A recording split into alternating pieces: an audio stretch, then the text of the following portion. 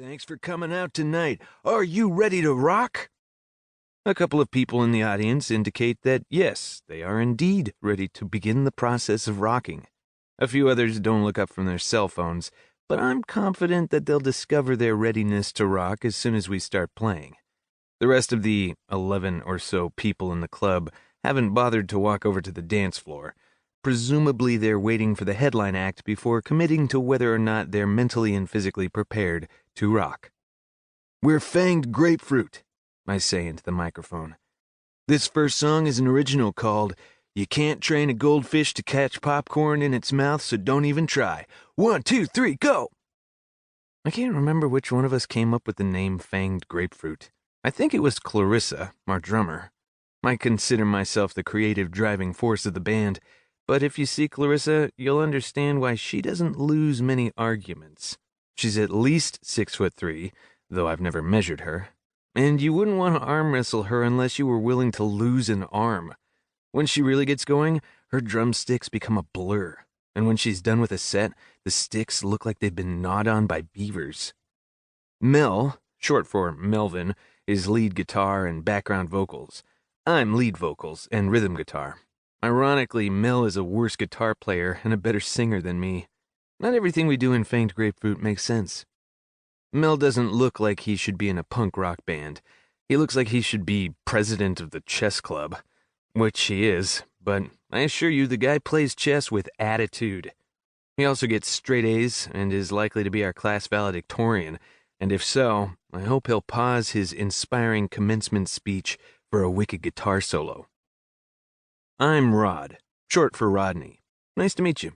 I'm pretty much average, I guess. Other band names we've brainstormed included Untidy Reptiles, Autocorrected Text Fail, Rod and the Whack Nuts, Carnivorous Vegans, Impolite Music for Unruly People, the RMC Experiment, Say Goodbye to Your Ears, Pawn Takes Rook, Crunchy Noise, Crispy Noise, Chicken Fried Noise, the Parentheticals, Apes with Monkey Faces, Hairnets Gloriously Aflame, Dog Eat Munchkin, The Self-Diagnosing Hypochondriacs, Sequel 2, and Sushi Gun. We play at this club, The Lane, every Monday, which is the only day you can get in if you're under 18.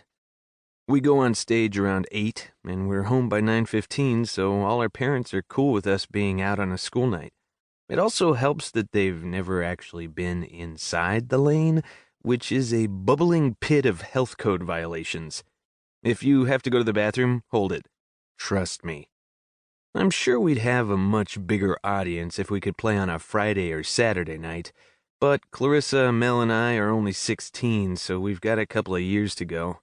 Sorry if it was insulting that I did the math for you. We hope that by the time we're old enough to play there on a weekend, we'll have upgraded to venues where your feet don't stick to the floor as often. Anyway, we begin to rock out on our guitars and drums, and select members of the audience begin to move to the music.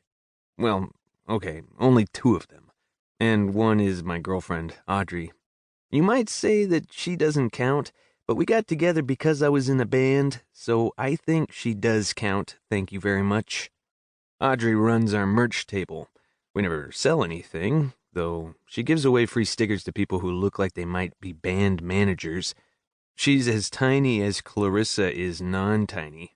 You won't believe me if I say she's the most gorgeous girl at our school, so all I'll say is that if you look at her and look at me, you'd say, wow, how did that happen? He must be in a band. By the end of our set, 3 people in the audience are bobbing their heads to the music. That's a 50% increase from when we started. Fanged Grapefruit rules. After dropping off Clarissa, Mel, and then Audrey, because I always pick her up first and drop her off last, even though she lives the furthest away, I go home, take a shower, and start packing my lunch for the next day. How was your gig? Mom asks, walking into the kitchen. Great. Every show gets a little better. I was going to do that for you, she says, pointing to the sandwich I'm making. I know. Mom works 2 jobs, both of which suck, so I'm always happy to make my own lunch. Plus, I'm very specific about the spread of my peanut butter, It should be as close to